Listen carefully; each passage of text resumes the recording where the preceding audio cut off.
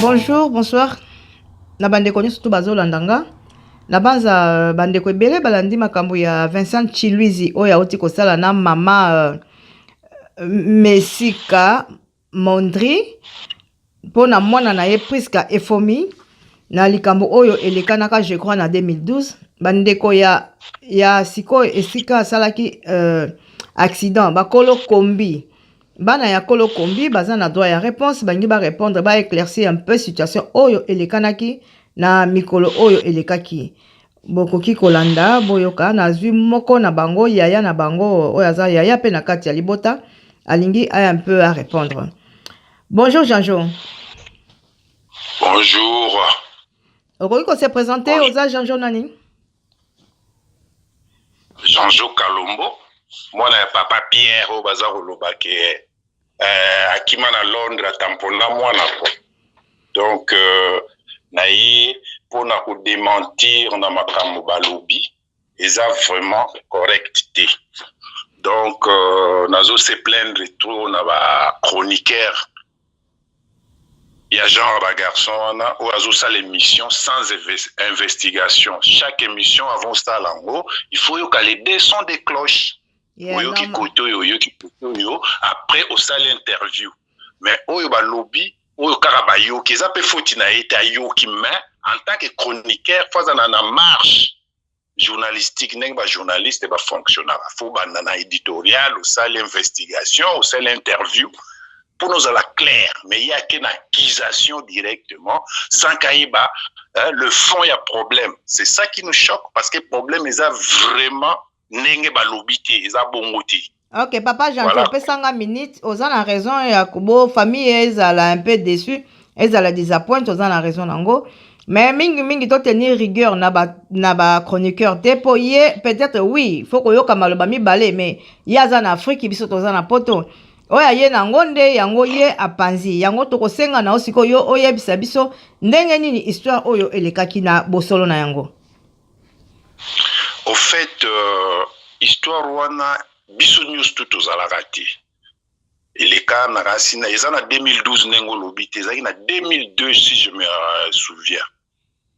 Papa zalaga na kombi na emoko, kombi wana zaka ko sala. Et arriva que un jour chauffeur nenga ko sala, chauffeur azaka na receveur na ye.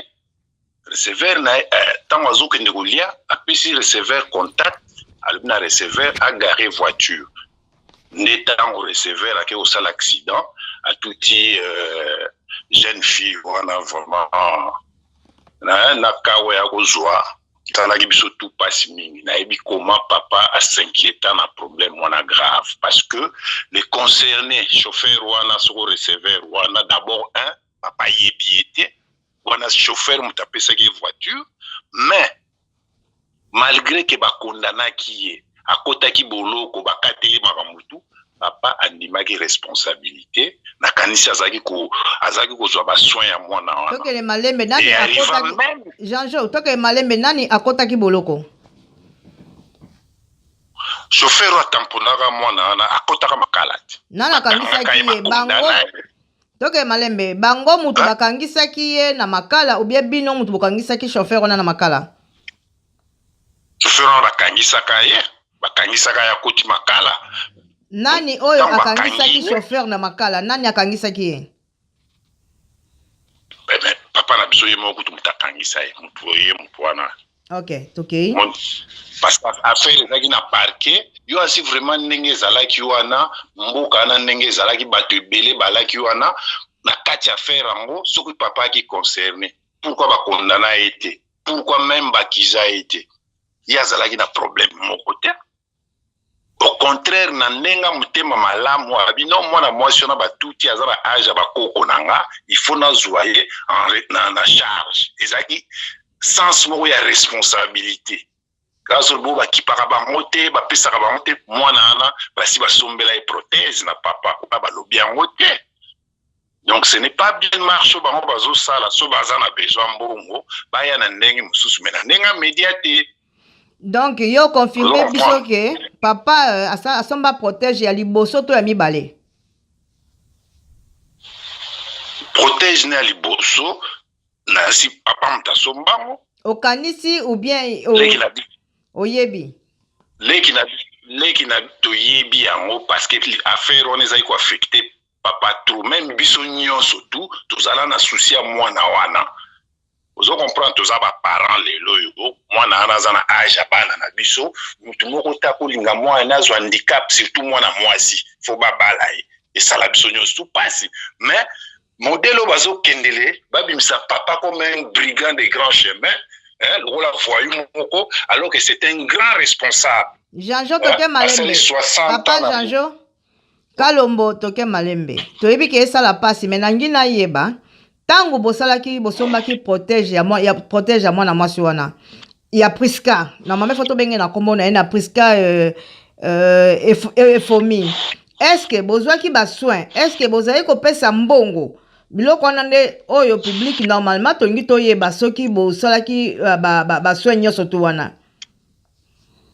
Maman wana il faut être sincère avec Yemoko. Maman wana faut être vraiment sincère. Ayebi que chaque fois soit écouté na papa azalaki toujours pour répondre na ba doléance nae malgré yi. Vous comprenez? Soit ayebi que bazako kipete en tout cas aza de mauvaise foi. Aza vraiment de mauvaise foi. Vous comprenez? Oyo papa salaka azo sala na ndenge ya condamnation te que yo ba condamna ki a futa. Papa n'a jamais été condamné. Papa azo sala acte humanitaire.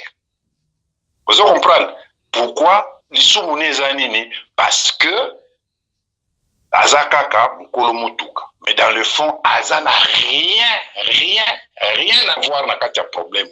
Innocent, oui. Papa, ils ont dérangé Bisso, tout le monde a. Ils ont dérangé Bisso quelque part, tout le monde a tata mouné bongo. Azala jamais un problème dans la vie naie. Ba photo ne bimao papa na kimi na Londres, papa yaka na Londres pona kimate, papa yaka malade, basala ki ba yaki ko opérer nini prostate na ya ezali grave. Et puis chaque 3 mois il faut qu'il y ait visite yango na fanda ya koto yo ezate ka kimi bango akipal awa na poto azana eloko ni biloko ne nyonso ezana Kishasa eloko ne ya ofandela na poto. Donc faut pas yeba papa Kalombo on se calme un peu. Jean-Jo, nalingaki na poser po awa toyoki na émission na landi émission nge bandeti na suka balobi papa FOMI il paraîtrait akufi kutu akufaka na souci ya mwana na ye ndenge akata na kilokolo eloko wana peut-être yango wana mama azomitungisa te. Ngai na yebi liwa ya papa wana te personnellement. Na yebi oeleka na simate na yebi histoire ya tata nanga na yebi ya mote na yebi pendenga kufate. Vous comprenez? Mais soeza ke pona mwana wana nga na yebi te wana bangonde bazoloba bato ba yebi yepe balobaka ndenge mususu mais wana etali biso te balobaka nini public il faut yeba balobaka nini pona tata wana public il faut yeba te ngana yo kota na ngana ba polémique wana te naza na besoin ya ngo te mama wana nengaza ayebi lo ni mobali na kufela. Vous comprenez? Donc azwate akole yango na histoire mwana nae parce que mwana nae mutu akanela ki azate eza accident. Vous comprenez? Eza accident. Okay. Mon accident c'est le moko ya imprévu. Yeah. Vous comprenez?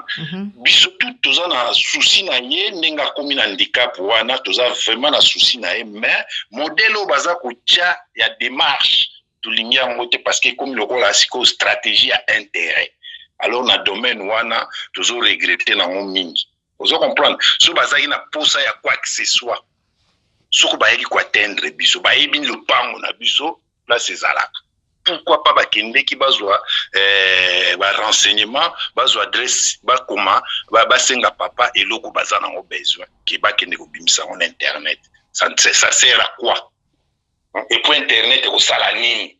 Résoudre le problème. Aussi longtemps que papa zani innocent. Affaire on a ici katana kala ici là. Kolo accident ba condamna yi. Père azana rien à voir na kati, rien à voir. Ozomona bato bazo commenter nazo condamner pe bango te. Mutu nyonso oyo penza na motema ayoki likambo bongo faut réagir. Mais bazo réagir na sentiment parce que mes informations ba pesi bango eza vérité. Vous comprenez? Papa Nganazane, innocent mowe ya yemi eloko te, rien du tout. Vous comprenez? Ba yo coller likambo, bazi ba photo na ye, ba tien internet, chauffeur, papa na besoin za na chauffeur ya taxi bisite. Depuis to kola biso to yemi ka tatam sa ba mituka na ye moko. Na nazala chauffeur a mutu na vite. Comment ba kolo ba mamba, ba kambo zanga tina ndengwa. Ça nous choque beaucoup. Ça nous choque beaucoup. Papa na besoin voyouté. Aidika banane bien abimisa batu ndenge na ndenge donc bakoko diminuer ndenge wana te pour na histoire moko bayebi même pas bien. Vous comprenez? Donc ça vraiment ils ont dérangé biso mingi. Ils ont dérangé biso mingi. Papa Janjo, ouais. Na ngai na poser question boy. Est-ce que banda papa aya na poto pona makamne ya maladie? Na bino bana po bino bana mwe boza na santé malamu boza na ba jeune vous travaillez. Est-ce que mutu moko au moins tabatu mibale bo sanketa na santé mona na bo benga ka en Afrique pona koyeba au moins évolution na eza ndenge nini ko so totali malamu kokata na lokolo eza penza kitoko mingi te eza mabe makasi kokata na lokolo to kobuka na lisu eza makasi parce que oui voilà la pesio raison maman ozana torte histoire mwana wana eza histoire moko omoni et surgir ndengwana. Eza histoire mo ezaka la l'unité ngakutu na yebi que batutaka mwana moko à l'époque azaki mukie na yeba kiteka koli botan na moni na TV vraiment ça linga choc quoi et ça linga passe mingi na mona jeune fille na handicap a bongo mais ici salami il faut vivre avec biso to koki toza ba responsable toza na bana bazana âge na e soki mwana wana sali démarche na ndenge neke amona biso to régler si ba situation to koka kosala yango mutako kangeli mutima fwaza la ndoki mais démarche bango bake ya ko humilier papa na biso wana toza nango vraiment d'accord te papa Jean-Jacques to kana na un point bango bakoki ko calculer te po balukaka kaka bino po boyebi déjà ki likambo ekoyaki na kombi ya papa po ezaki papa te ntazaki responsable et puis ezali accident. Est-ce que si qu'on a biso ndenge bozali awa na kati ya poto ndenge bozali abo ba responsable bo na bana ya âge ya Priska mutu moko mwa se donaka ta peine ya ko benga Priska po moni ne loko nyoso so bozali ta ko benga kaye bozo sola na e angara se sentir un peu bien que non ba to likambo wana ba benga kanga bazwa ka swena nga ba o take care na nga nde biso bangwe to lobaka. Est-ce que mutu moko azali oyo ateka ka care na mwana ngo abenga kaya ta ko benga ya pamba? Non.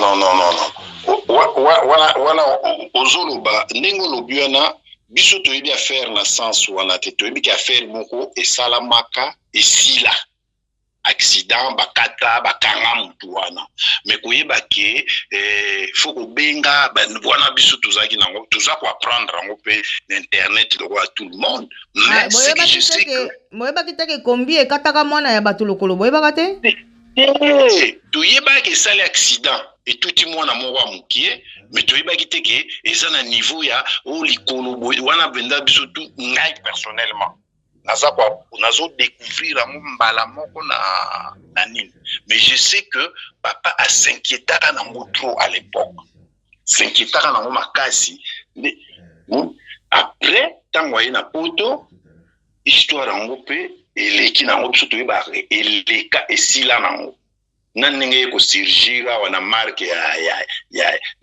ya internet pour nous faire pression mais pression wana eza na n'importe quoi. Papa Jean, s'il te plaît un point oyo bato bakolinga bayoka makasi eza onga na opposé yo bino boyebaki ke kombi ya papa ekataka mwana nini lokolo ye po papa betelaka bino lisolo ye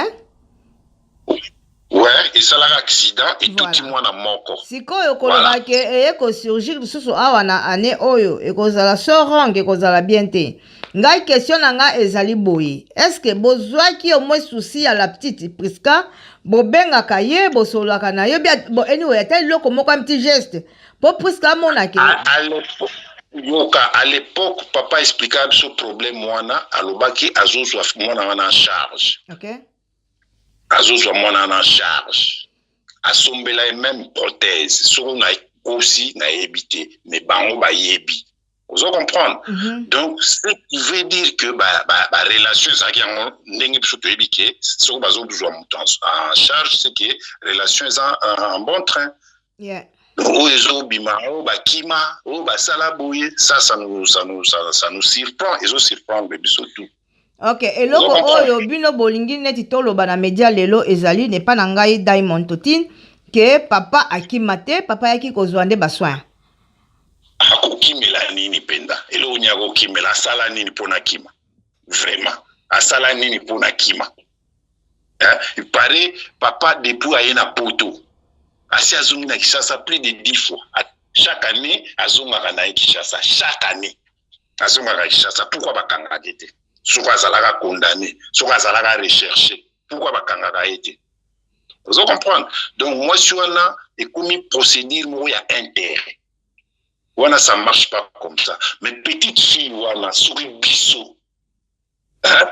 Parce que sans te mentir, vraiment toi qui es au courant de rien. Mais marche azanango azosenga aide azosenga bo. Soka sengi biso aide to ko sauter été. Jamais to ko sauter, faut to salisaye. OK. Parce que le juillet mutu akosepela nango azati. Vous comprenez? Mais ma démarche une des démarches les autres décevoir biso makasi tozanango d'accord te. Tozanango d'accord te papa akimate papa atampona mutute lisumu na ezakaka azalaki mokolo mutuka un point un trait mais okolobaka kimi c'est grave on dirait asali likambo akimi mutango pa kufite okima mais c'est n'importe quoi. OK, loko nini OK na suka eloko nini oyo okoki koloba na famille wana na minute oyo. Mais famille wana est décevoir biso parce que ndenge bakena humiliation. Donc, puisque tout le monde a souligné que négocier directement.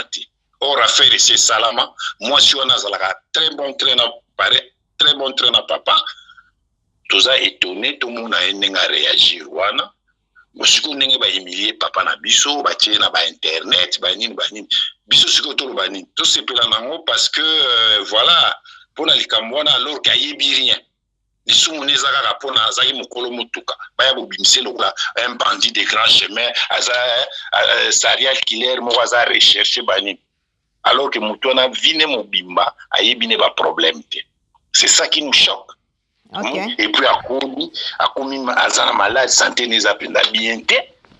Eh ben ya suko baxima makamwana na mutu ça me dérange un peu. Moi liloba moko muke Jean je bongo 10 000 oyo basenga ki soki na parquet basenga ki papa ou bien basenga nani papa asakaki papa est-ce que papa asazongi asapesa tandambu bien ndengeni est-ce que basenga papa ou bien beza condamnation ba kondanaka mutu ezalaki mutu o ba kondanaka. OK. Ezalaka 10 000 papa ko fout en tant que qui parce que azalaki na kati ya procédé.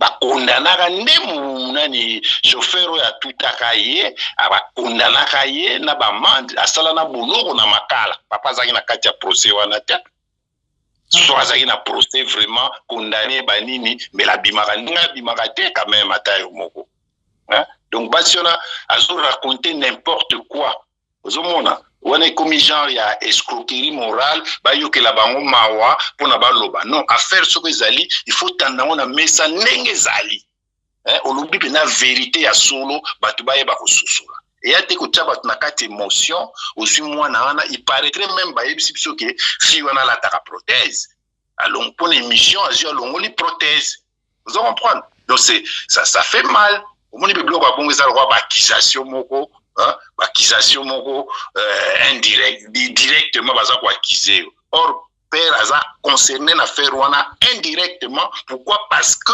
voiture eza ki yaye. Vous comprenez? Voiture eza ki yaye.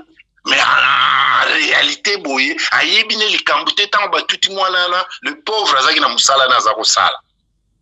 Vous comprenez? Donc, Ok. baloba vérité, n'a pas besoin, baloba penda vérité.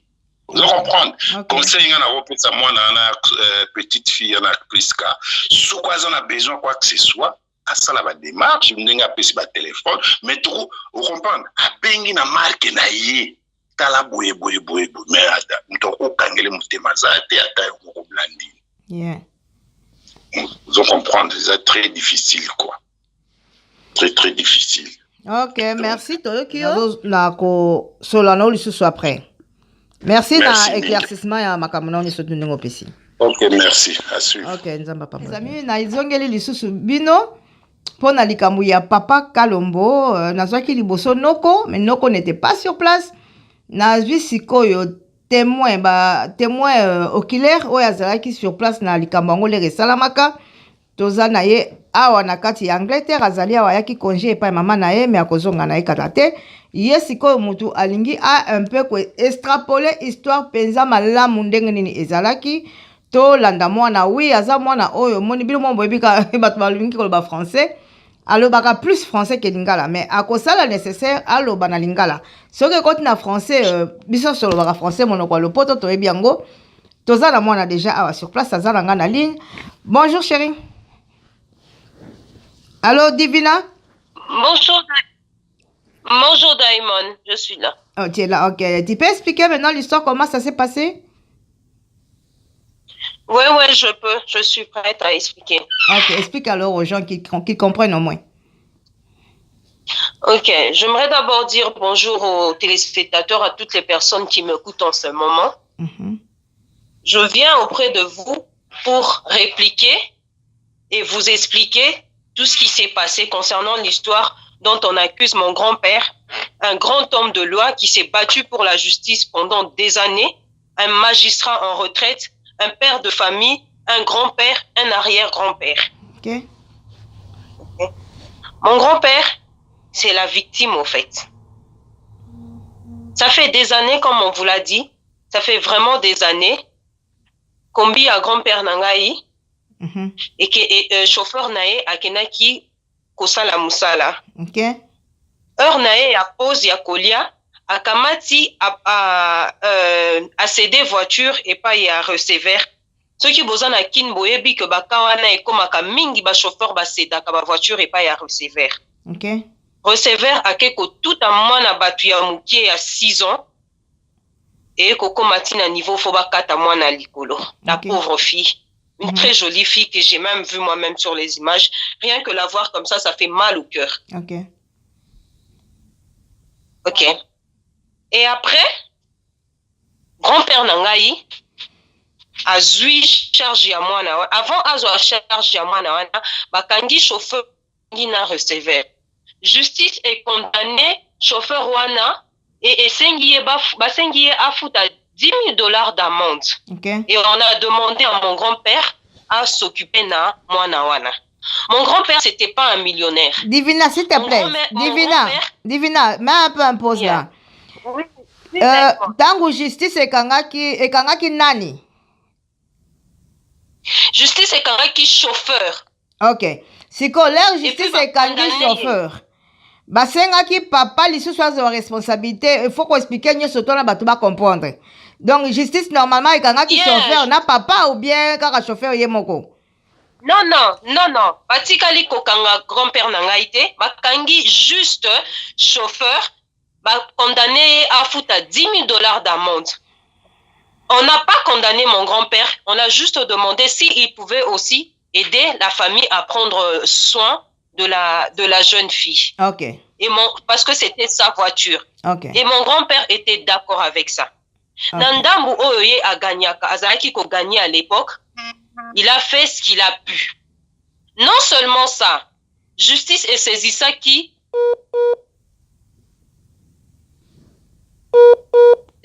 voiture. Okay. Et puis grand-père a sengi quand il faut qu'on soit soin ya mwana mwati botika voiture et ça là comme ça to futaka pona ba soin ya mwana. Okay. Bango baboyi bazwa kopi bateka yango. Banani bateka kombi divina force la précis. Tango justice yoka tango justice est condamnaki listen. Tango nani justice condamnaki chauffeur. Mais basengaki na grand-père Papa Kalombo a aidé pe apesa mbongo wana a cotisé. Basengaki a aidé. A aidé. Bon, sikoyo, banani batekaki kombi. En tout cas, je veux être honnête parce que biso toye na lokuta te tozo ya na vérité awa. OK, à ce que je sache, magistrat basezisa ki kombi. OK, famille wana ba boya ki que to reprendre kombi ba ni ba garder yango. OK. Selon moi, na bino bat bozo yo kanga to yebi comment marche la justice congolaise. Magistrat wana koka ki jamais côté ka kombi sans accord ya famille wana. OK. OK, basali accord na bango bateki, on n'a rien dit parce que on a compris. Yeah. Bateki pona soi-disant ko participer na baso ya mwana. OK. Diamond, je veux être clair sur quelques détails. Yeah. Protège ya liboso ya mwana, grand-père nanga apesa mbongo na oncle nanga ya pasteur o bazotanga kombo pour asomba. Asomba ki yango. OK? On a fait ce qu'on a pu à l'époque. Grand-père nanga zaki fonctionnaire ya l'État. Un magistrat en retraite. Azaki ko gagner ba million te. OK. Moke azalaki nango azalaki ko aider. Il était toujours en contact avec la famille parce que na moni na ba nini na bango basali azaya koki maza fugitif. Non, nous sommes pas une famille de barbares. Nous sommes pas des bandits. Mon grand-père est un homme bien honoré. Papa ya joueur munene aimé de Congolo. Oh, Kinshasa Mobimba eyebi. Yeah. Abeta ba match a gagné ba match na ba équipe et tout. Donc vous a tomboli drapeau ya mboka ya Congo. Mon grand-père fut le magistrat à Sambisa Mukamba sans corruption. Et cet homme-là, on veut salir et baba potaye bosot en disant que aza fugitif. Famille wana bakei mabe na lokuta au départ. Ce sont de menteurs. Certes, la vie est difficile. Mais baluka kambongo de cette façon. Voir cette fille, ça fait mal. Ngamo kokonaye. Pour un grand-père nanga, je suis prête à tout. S'il faut aider cette jeune fille, atta kolukele protège. Avec le peu qu'on a, toute la famille, on va se réunir pour aider la fille. Mais na chantage té, na lokuta té, na force té, avec nous, ça ne marche pas comme ça. OK. Ça ne marche pas.